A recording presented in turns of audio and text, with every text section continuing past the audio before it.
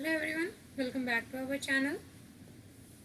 हम लोग एक सीरीज़ में हैं जिसमें हम लोग बीएसटी के जितने भी सैम्पल्स आए हुए हैं उसको हम लोग सॉल्व कर रहे हैं। मैं यहाँ पे टर्म 1 का सैम्पल 1 सॉल्व कर रही हूँ। सैम्पल टर्म 2 के जो सैम्पल्स जो क्वेश्चन आए हुए हैं, सेट्स जो भी आप उसको कहते हो, मॉडल सेट कहें या सैम्पल सेट कहें, टर्म 2 वाले भी आपके आते रहेंगे। ठीक है, तो टर्म 1 का यहाँ पे सैम्पल 1 मैं सॉल्व कर रही हूँ, सेट 1 जो भी किया है आपका उसको। और यहाँ पे अगर हम लोग समझे तो ये झारखंड बोर्ड का रहेगा और ये है हम लोगों का बीएसटी का। ठीक है, ये क्वेश्चन जो है वो क्लास 12 के लिए है। यहाँ पे अगर हम लोग देखें तो क्वेश्चन हम लोगों का 40 मार्क्स का रहेगा। टाइमिंग हम लोगों का 1.5 आवर रहेगा, यानी कि लगभग 1.5 घंटा।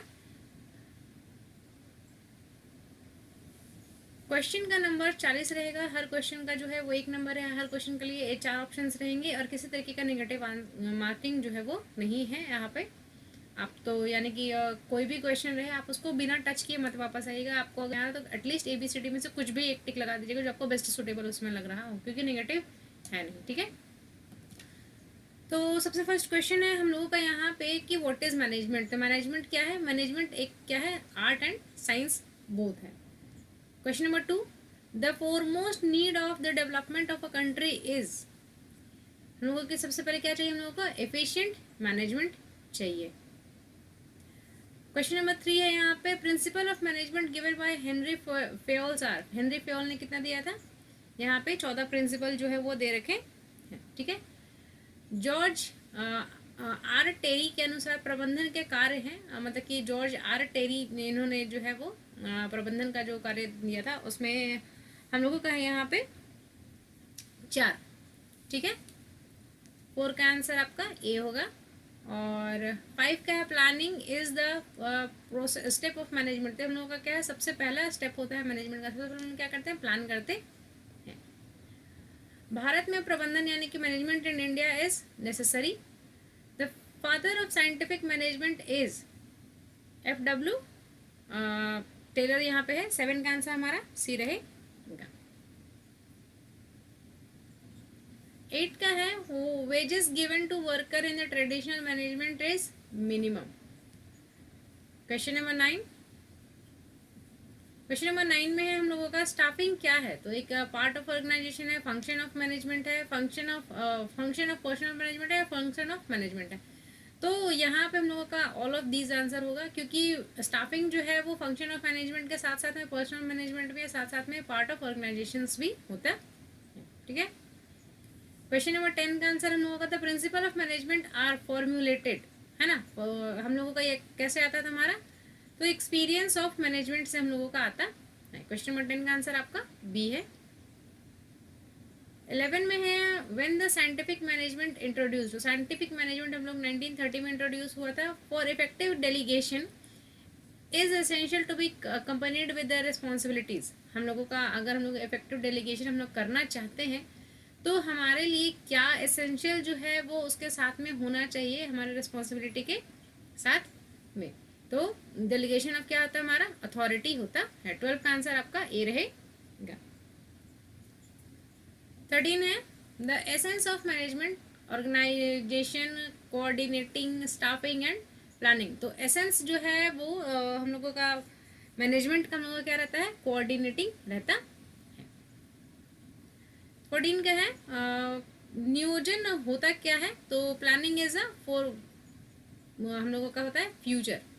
हम लोगों को प्लानिंग जो है वो फ्यूचर के लिए कर रहे होते हैं। How many levels are there in management. तो मैनेजमेंट में कितने लेवल्स होते हैं हम लोगों को ये बताना है। तो मैनेजमेंट में हमारे 3 लेवल होते हैं, top level, middle level and lower level. कहीं कहीं पे आपको 4 भी दिख जाएंगे, तो इतना नहीं है। 4 जो है वो पुराना वाला था, अभी जो है वो 3 ही मतलब ये रहता है। A good plan is expensive, time consuming, flexible, rigid. तो हम लोगों को क्या होता है? फ्लेक्सिबल होता है। एक अच्छा हम लोगों का प्लानिंग जो है वो फ्लेक्सिबल होना चाहिए। सेंट्रलाइजेशन रेफर टू, सेंट्रलाइजेशन का मतलब क्या होता है? Keeping power of decision making with the hour. Centralisation मतलब होता है ना कि जैसे कि ये ग्रुप्स ऑफ पीपल है तो वो क्या करेंगे ना कि अपना पावर जो अपने पास में ही है वो रखे रहेंगे। ये है, ये अथॉरिटी इनके पास में है, ये सभी लोगों को जो है वो काम देंगे करने के लिए और सभी लोग जो है वो अपना काम फिनिश करके इनको ही रिपोर्ट करेंगे। तो ये हमारा सेंट्रलाइजेशन ऑफ अथॉरिटी, मतलब कि सेंट्रलाइजेशन इसी को हम लोग बोलते हैं। ठीक है। नेक्स्ट है हमारा Henry Fayol was born in. Henry Fayol जो है वो वैसे तो बोर्न हुए थे टर्की में, लेकिन उनके पास जो क्या बोले सिटीजनशिप जो था वो फ्रांस का था, इसलिए हम लोग यहाँ पे इसको फ्रांस देंगे क्योंकि टर्की यहाँ पे ऑप्शन में है नहीं। प्लानिंग इन्वॉल्व्स, प्लानिंग जो है वो किन किन चीज़ों को इन्वॉल्व करता है, तो यहाँ पे ऑल ऑफ दीज होगा, what to do, how to do, when to do, सब इसमें रहता है। Delegation can be done authority और of responsibility of accountability all of the. तो डेलीगेशन जो है वो सिर्फ हम लोग क्या करते हैं अथॉरिटी का कर सकते हैं, रिस्पॉन्सिबिलिटी अकाउंटेबिलिटी जो है वो अथॉरिटी के साथ साथ में खुद ब खुद चला आता। ठीक है। Staffing is to plan control directing और टू अपॉइंट अ पर्सन। तो 21 का आंसर हमारा क्या रहेगा, to appoint a person.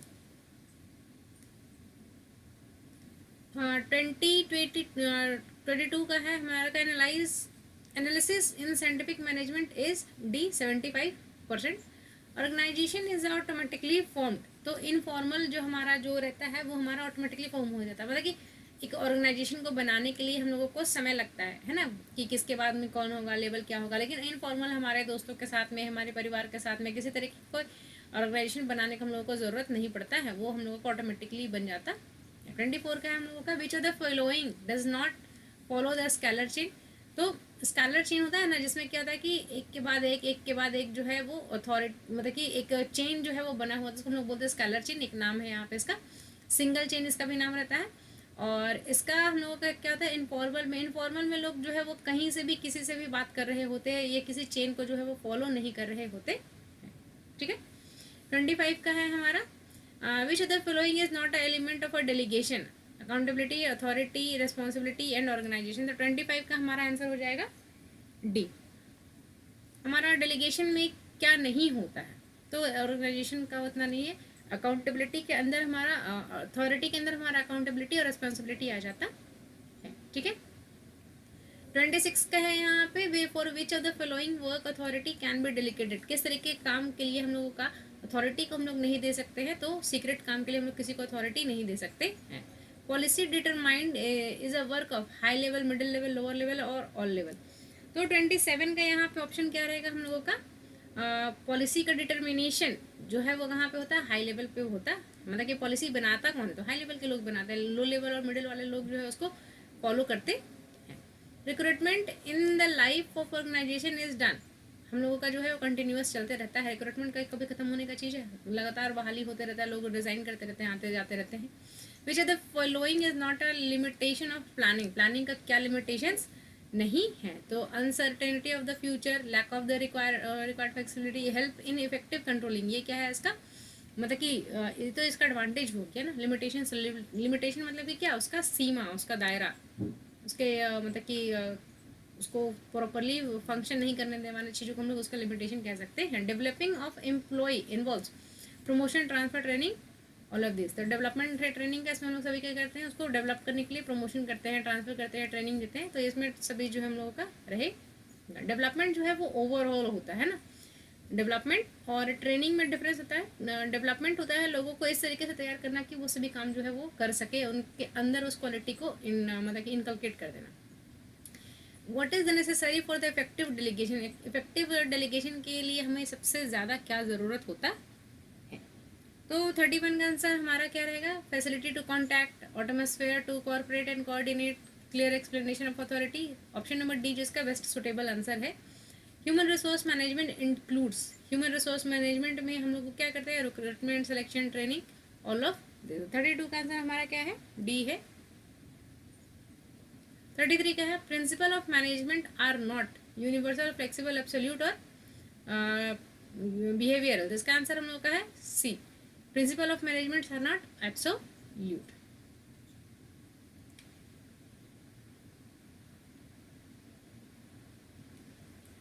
Method of training are job rotation, on the job training, apprenticeship training, all of these है।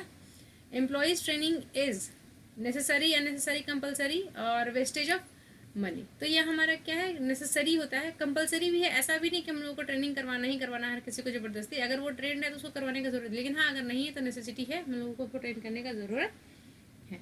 35 का है shifting of employees to a position in which authorities are increased is called. इस उसका authority increase हम क्या कहते हैं, promotion कहते हैं। डिमोशन तो उल्टा होता है ना, जब उसका अथॉरिटी को कम कर दिया जाता है तो वो डिमोशन हो जाता है। Staffing is a responsibility of, staffing जो है वो किसका रिस्पॉन्सिबिलिटी होता है। तो 37 का आंसर है हम लोगों का यहाँ पे स्टाफिंग सभी लेवल पे हो रहा होता है, इसलिए हम लोगों का आंसर यहाँ पे 37 का डी रहेगा। Objective of development is, development का ऑब्जेक्टिव क्या होता है, increase capacity, better performance, opportunity of performance. यहाँ पे आंसर हम लोगों का 38 का डी रहेगा। ठीक है। According to Koontz O'Donnell there are steps in the organisation process is 7। Which is the last step of planning process, planning process का सबसे लास्ट स्टेप क्या होगा, तो यहाँ पे हमारे क्या आ जाएगा, फॉलो अप्स। क्योंकि evaluation of alternative courses of action, determination of objective, selection based courses of action, ये हमारे बीच के प्रोसेसेस होते हैं ना। सबसे लास्ट हमारा क्या था, फॉलो अप्स रहता। तो इस तरीके से हम लोगों का जो है वो सेट 1 एंड होता है। सेट 2 सेट जितने भी हैं इसके 3 तक में है, सारे के सारे जो है वो आपके आ जाएंगे। जल्द से जल्द चैनल पे हमारे साथ में जुड़े रहने के लिए आप हमारे चैनल को सब्सक्राइब कर सकते हैं। अगर आपको ये वीडियो अच्छा लगा तो इसको आप लाइक कर सकते हैं, अपने फ्रेंड्स के साथ आप इसको शेयर कर सकते हैं। Thank you so much for watching the video.